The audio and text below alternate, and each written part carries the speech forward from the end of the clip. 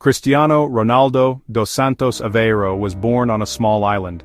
Funchal, Madeira, was his first home, a place of stunning beauty, surrounded by the vast Atlantic Ocean. But life was not always beautiful for his family. His father, José Diniz Aveiro, was a municipal gardener and a kitman at a local football club. His mother, Maria Dolores dos Santos Aveiro, worked as a cook. Money was often scarce. The family faced real hardship, a beginning that would forge a spirit of immense resilience and determination in the young boy. This island was his world, but he dreamed of worlds far beyond its shores. He was the youngest of 4 children. His name, Ronaldo, was chosen in honor of Ronald Reagan, his father's favorite actor. Cristiano's love for football was all-consuming. It was the first thing he thought of in the morning and the last thing at night. He would take it with him everywhere he went, dribbling along the cobblestone streets on his way to school or to run errands for his mother. If he didn't have a proper ball, he would make one out of rolled-up socks or any other material he could find.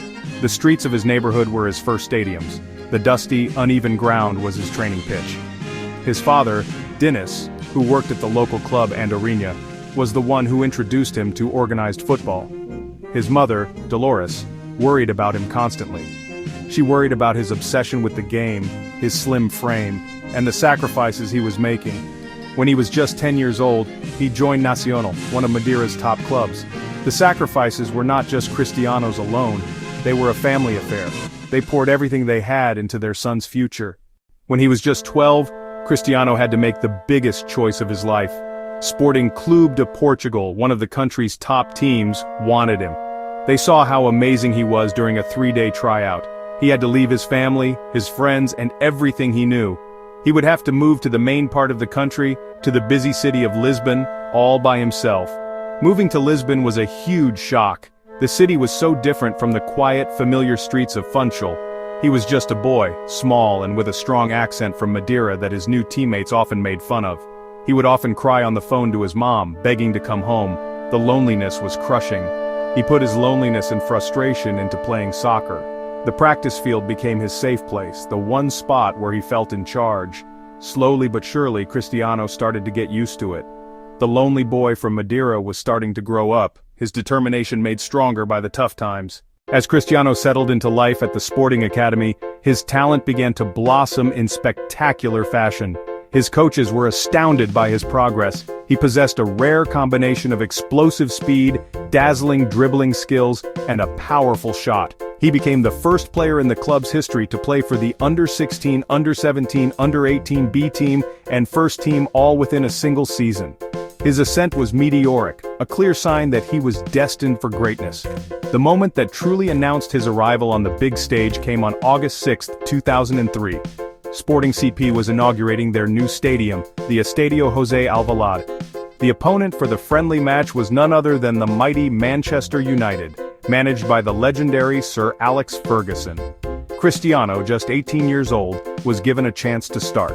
What followed was a performance that would change the course of football history. He was simply sensational. He tormented the United defenders, particularly John O'Shea, with his blistering pace and audacious tricks. On the plane back to England after the match, they couldn't stop talking about the skinny Portuguese kid with the incredible talent. Just a few days later, the deal was done. Sporting received £12.24 million, a record fee for a teenager at the time. Arriving at Manchester United was a monumental step for Cristiano Ronaldo. He was just 18 years old, stepping into a dressing room full of established superstars. To make things even more daunting, Sir Alex Ferguson handed him the iconic number 7 shirt. This was the number previously worn by club legends like George Best, Brian Robson, Eric Cantona, and David Beckham. His early days in England were a period of adaptation. The Premier League was faster, more physical, and more demanding than the Portuguese league. He was often criticized for being a show pony, for his tendency to go to the ground too easily, and for a lack of end product. Sir Alex Ferguson became a father figure to Ronaldo. He protected him from the media, nurtured his talent, and instilled in him the discipline required to succeed at the highest level. He and his coaching staff, particularly René Moulenstein, worked tirelessly with Ronaldo on the training ground. They helped him improve his decision-making, his finishing, and his physical strength. Over his 6 seasons at Old Trafford, Ronaldo evolved from a tricky winger into a goal-scoring phenomenon. His physique changed dramatically as he dedicated himself to the gym, building the body of a supreme athlete. He led Manchester United to 3 consecutive Premier League titles and most gloriously, the UEFA Champions League trophy in 2008. That same year he was awarded his first Ballon d'Or, officially recognizing him as the best player in the world. What truly separates Cristiano Ronaldo from other incredibly talented players is not just his physical prowess, but his extraordinary mentality. He possesses a mindset forged in hardship and fueled by an insatiable hunger for success. His work ethic is, honestly, the stuff of legend. He is famously the first to arrive at the training complex and the last to leave. He has a meticulous and professional approach to every aspect of his life. He adheres to a strict diet, follows a rigorous sleep schedule, and employs a team of experts to manage his physical conditioning. He invests in cutting-edge recovery methods like cryotherapy to ensure his body can withstand the immense demands of top-level football year after year. Throughout his career he has faced intense scrutiny, criticism from the media, and the pressure of being a global icon. Yet he has consistently used this pressure to his advantage. He thrives on the big stage, under the brightest lights. He feeds off the energy of the crowd, both positive and negative. He has a supreme, almost arrogant self-belief that allows him to block out the noise and focus entirely on his performance. In the summer of 2009, Cristiano Ronaldo made a move that shook the football world. He joined Real Madrid for a world record transfer fee of £80 million or 94 million euros. The presentation at the Santiago Bernabéu Stadium was a spectacle, with over 80,000 fans turning up just to welcome him. His time at Real Madrid can be defined by one word: goals. He was no longer just a winger who scored frequently. He became the most prolific and complete goal scorer on the planet. He transformed into a relentless attacking machine capable of scoring from any position, with any part of his body. Headers, long-range screamers, poachers' finishes, penalties, and free kicks, he mastered them all. His statistics were simply staggering. In 438 appearances for the club, he scored an unbelievable 450 goals, making him Real Madrid's all-time leading goal scorer.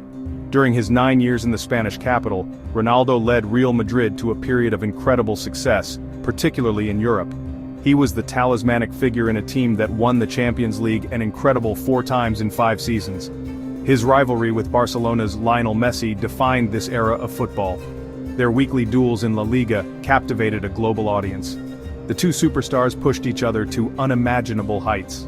He left the club in 2018 not just as a hero but as a king who had built a kingdom of goals and trophies. One of his earliest and most public challenges was the 2006 World Cup. A controversial incident with his Manchester United teammate Wayne Rooney led to him being vilified by the English press and public. He returned to England as a pantomime villain, booed in every stadium he visited. Many lesser players would have crumbled under such intense pressure and hostility. Instead of running away, Ronaldo faced the storm head-on. He used the negativity as motivation, channeling the boos and jeers into fuel for his performances. That 2006 to 2007 season became his breakout year at Manchester United. He was stronger, faster, and more determined than ever. Another significant test came during the final of Euro 2016. In the final against France, his dream turned into a nightmare. An early injury forced him off the pitch in tears. He transformed into an assistant coach on the sidelines, pacing his technical area, shouting instructions, and encouraging his teammates with manic intensity. The Portuguese team, inspired by their fallen captain's spirit, fought with incredible heart and determination. They went on to win the final in extra time, securing their first ever major international trophy. Ronaldo, hobbling on one leg, lifted the trophy with tears of pure joy. It was a victory born from his spirit as much as his skill, a comeback story that belonged to a whole nation but was written by its captain.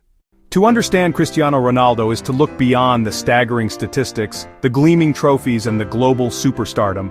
At his core, he remains the boy from Madeira, driven by the desire to provide for his family and to prove that anything is possible. His emotional journey is one of incredible personal growth. He arrived on the scene as a flashy, individualistic teenager. Over the years he has matured into a leader, a captain, and a mentor to younger players.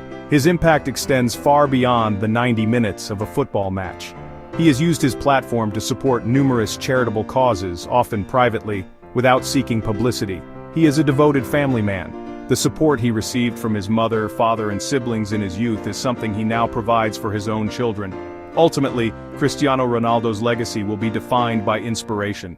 He is a living testament to the power of hard work, self-belief, and relentless ambition. His story tells millions of young people around the world that it does not matter where you come from. What matters is the size of your dream and your willingness to fight for it. He proved that a skinny boy from a small island could conquer the world. He is more than just a footballer. He is a phenomenon, a cultural icon whose journey from poverty to global stardom will continue to inspire generations long after he has hung up his boots. His name will forever be synonymous with excellence, dedication, and the unbreakable will to win.